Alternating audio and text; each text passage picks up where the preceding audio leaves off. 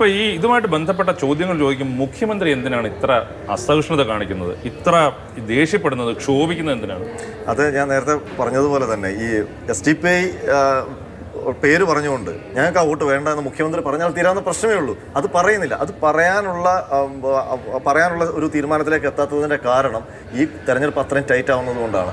അത് പ്രത്യേകിച്ച് ചില മണ്ഡലങ്ങളിൽ BJP കൂടി സീനിലേക്ക് വന്നിരിക്കുന്നു. അപ്പോൾ ഹിന്ദു വോട്ട് അല്ലെങ്കിൽ ഭൂരിപക്ഷ വിഭാഗങ്ങളുടെ വോട്ട് അത് പല ഭാഗത്തും സ്പ്ലിറ്റ് ചെയ്തു പോകും.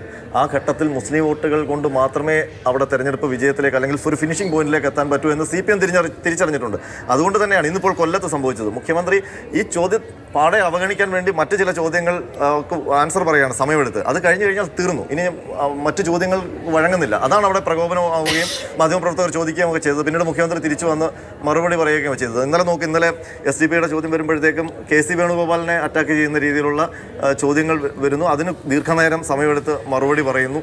അപ്പോൾ അങ്ങനെ സമയം കളഞ്ഞ് SDPI എന്ന് പറയുന്ന അതുമായി ബന്ധപ്പെട്ട ഡീലുമായി ബന്ധപ്പെട്ട ചോദ്യങ്ങളിൽ നിന്ന് പൂർണ്ണമായും മുഖ്യമന്ത്രി മാറി നിൽക്കുകയാണ്. മുഖ്യമന്ത്രി ഇങ്ങനെ ക്ഷോഭിക്കുന്നത് ഒരു പക്ഷേ ഈ തെരഞ്ഞെടുപ്പിന്റെ അടുത്ത ഘട്ടത്തിലേക്ക് കടന്ന് വോട്ടെടുപ്പിലേക്ക് എത്തുമ്പോൾ കാര്യങ്ങൾ ഒരുപക്ഷെ മുഖ്യമന്ത്രി നേരത്തെ വിചാരിച്ചതുപോലെ അത്ര ആ ഒരു അല്ലെങ്കിൽ അനുകൂലമായ മത്സരചിത്രം മാറുന്നുണ്ടോ, അതിന്റെ കൂടി പ്രതിഫലനമാണ് മുഖ്യമന്ത്രിയുടെ ഈ പ്രതികരണം? അല്ല, അങ്ങനെ ഉണ്ടാവും. ചില സാഹചര്യങ്ങളിൽ ചിലപ്പോൾ ചോദ്യങ്ങൾ വരുമ്പോൾ അങ്ങനെ ഉണ്ടാവും. നമുക്കറിയില്ല, അദ്ദേഹത്തിന്റെ മനസ്സിലാണല്ലോ കാര്യങ്ങളുള്ളത്.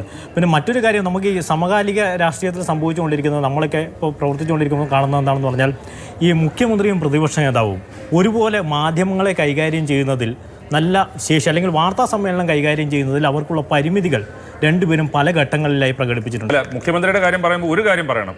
മുഖ്യമന്ത്രി ഇന്ന് മടങ്ങി വന്നിട്ട് അദ്ദേഹം പറഞ്ഞു, ഞാൻ ഒരു മാധ്യമ പ്രവർത്തകന്റെയും മാധ്യമ സ്ഥാപനത്തിന്റെയും പേരൊന്നും എടുത്ത് പറയുന്നില്ല. പക്ഷെ അത് ശരിയാണ്. മുഖ്യമന്ത്രി അല്ലെങ്കിൽ നിങ്ങൾ ചോദിക്കുന്നത് ഈ ഒരു മാധ്യമ സ്ഥാപനത്തിൽ നിന്നാണ്, അല്ലെങ്കിൽ UDF അനുകൂല മാധ്യമ സ്ഥാപനമാണ് എന്നൊന്നും മുഖ്യമന്ത്രി പറയുന്നില്ല. പക്ഷെ പ്രതിപക്ഷ നേതാവ് അത് തന്നെയാണ് ഞാൻ പറഞ്ഞത് ഇതുപോലെ തന്നെ ചാനലാണോ എങ്കിൽ നിങ്ങളോട് മറുപടി പറയുന്നില്ല. കേരളത്തിൽ അത് ഉണ്ടായിരുന്നില്ല. ഇത് അതിനു മുമ്പും അങ്ങനെ ഉണ്ടായിരുന്നില്ല. കോൺഗ്രസിന്റെ ചർച്ച നടക്കുമ്പോൾ തന്നെ ഡൽഹിയിൽ നിന്ന് രമേശ് ചെന്നിത്തലയോട് ഈ VD സതീശൻ ചൂടായ അതേ ചോദ്യങ്ങൾ രമേശ് ചെന്നിത്തലയോട് വന്നിരുന്നു. അപ്പോൾ രമേശ് ചെന്നിത്തല എന്ന് പറഞ്ഞിട്ട് ഇങ്ങനെ മാധ്യമപ്രവർത്തകർ ഷോൾഡറൊക്കെ തട്ടി ആ ചോദ്യം അതുപോലെ ഒഴുകി പോവുകയും അത് അദ്ദേഹം നൈസായിട്ട് ആ ചോദ്യത്തിൽ നിന്ന് പോവുകയും ചെയ്തു. അത് കുഞ്ഞാലിക്കുട്ടി എല്ലാ ചോദ്യങ്ങളും കേൾക്കും. അദ്ദേഹം മനസ്സിൽ ഉദ്ദേശിച്ച ഉത്തരങ്ങൾ മാത്രമേ പുറത്തേക്ക് വരൂ. അത് ഓരോ ആളുകളുടെയും ഈ വാർത്താ സമ്മേളനം കൈകാര്യം ചെയ്യുന്നതിലെ മികവാണ്. സോളാർ കേസിന്റെ സമയത്ത് അങ്ങനെ പൊട്ടിത്തെറിക്കാനാണ് ഉമ്മൻചാണ്ടി പൊട്ടിത്തെറിച്ചിട്ടുണ്ട്. വളരെ അപൂർവമായിട്ടുള്ള സന്ദർഭങ്ങളിൽ അദ്ദേഹത്തിന് ആ ഒരു അദ്ദേഹത്തിന്റെ ആ ഒരു കൂൾ സ്വഭാവം അല്ലെങ്കിൽ ആ ടെമ്പർ നഷ്ടപ്പെട്ടിട്ടുണ്ട്, വളരെ അപൂർവമായിട്ട്. പക്ഷെ ഇത് ഇപ്പോൾ ഉണ്ണി പറഞ്ഞതുപോലെ അത് അങ്ങനെയല്ല കാണുന്നത്. മുഖ്യമന്ത്രിയുടെ ഭാഗത്തുനിന്നും പ്രതിപക്ഷ നേതാവിന്റെ ഭാഗത്തുനിന്നും ഒരുപോലെ ഉണ്ടാകുന്നുണ്ട്.